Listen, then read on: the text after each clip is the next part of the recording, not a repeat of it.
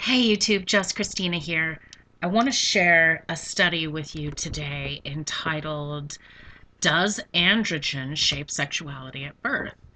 Now, we know what's going on in the Capitol right now. It's just another distraction talking about the two genders standpoint, but I'm about to prove to you using science why there really are only two genders. Now, there are variations in between, of course, but let's go ahead and get into a brief review of does androgen hormone influence sexual orientation? Now, this is a great article that references hormonal influences of sexual orientation shaped at birth. And there are several influencing factors regulating sexual behavior, and these are shaped by hormones at birth. So, this study that I reviewed specifically addresses the factors in Indonesia related to the shaping of sexual identity from a brain development standpoint, starting at about 4 to 5 months of gestation of the fetus. More specifically, the development of the hypothalamic gonadotropic axis in the fetus, well, coupled with the ongoing psychosocial sexual development through puberty, this suggests that the multifaceted programming is responsible for overall sexual orientation, despite chromosomal, anatomical, or gonadal identification, as shaped by levels of androgen during development. So, what does that mean? Well, your sexual orientation is shaped by three different factors: chromosomal, anatomical, and gonadal. And we'll get into that. Now, there are some other endocrine abnormalities like congenital adrenal hyperplasia, CAH, and it's an autosomal recessive disorder. It's also related to salt wasting crisis and hypoglycemia. Now, hypo, remember, is the low, so that would be low blood sugar levels. Anyway, it's responsible for a lot of mix-ups in, shall we say, the parts department of varying degrees of genitalia at birth. Now, sexual orientation, as we know, relates to the person's emotional or physical attraction to arousal of relative sex. Sexual orientation is reflective of your choice for sexual partner. So, statistics are huge for me. I'm a statistician, it's my thing. And I have to add some statistics here. So, did you know that 90 to 97% of all humans are drawn to individuals of the opposite sex?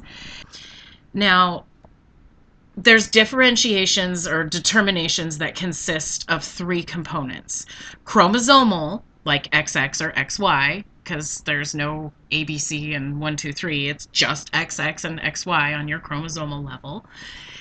And there's gonadal sex, which is your ovaries or your testes.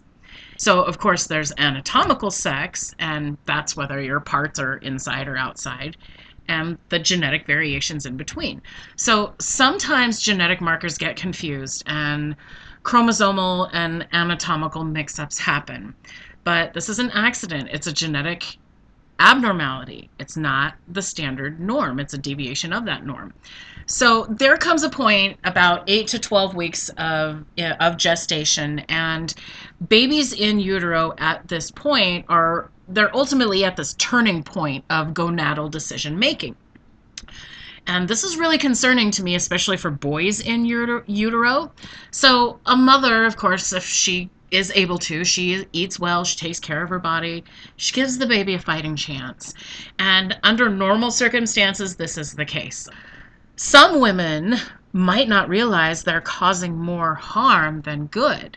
A lot of women have taken to eating vegan or meat replacements, and you're only damaging your body and your son's body by doing so when you are pregnant, because first of all, there's protein structures for fetal development that are required, but fake food, not fake food, but like fake meat foods, okay, they often are made with soy, and soy contains a very high level of estrogen naturally. All I'm really saying here is that eventually the XX and XY chromosomal patterns could be altered. And this is why science tells us today that some humans might not even be able to reproduce for many more generations. It's because we've done this to ourselves. So why? Well, one specific implication that this article posed that I read, it talks about androgen, and it's a hormone that's particularly responsible for shaping the sex organs, more specifically the male sexual reproductive organs. And this particular article postulates that different levels of androgen could be responsible for alternate sexual orientations. Now, ultimately, despite a chromosomal or gonad-specific development, gender identity may still be determined by levels of androgen. So in some cases, girl fetuses affected by congenital adrenal hyperplasia, or CAH, they were more likely to associate with and relate to male gender related toys or have male friends growing up. It doesn't give you a biogenetic marker for homosexuality, but it is a good implication that it could plausibly be the genetic markers for a tomboy. Now, another factor relevant to the study of sexuality as shaped by androgen is a high level. It promotes male behaviors, and low levels lead to female characteristics. So, the studies performed in mice indicated that neuroanatomical alterations could be made in XX and XY alterations of that androgen level, coupled with higher or low levels of testosterone. Now, female subjects with high androgen and testosterone would typically revert to male mating behaviors and specific anatomical positions conducive to males.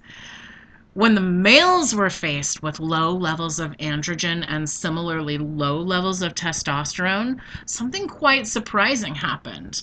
Well, the medial region of the preoptic anterior hypothalamus, or the MPOA, this is the 8 to 12 week gestation period that I talked about before. Well, within that 8 to 12 week, very crucial gestation period, this specific region of the anterior hypothalamus demonstrated minimally exposed testosterone.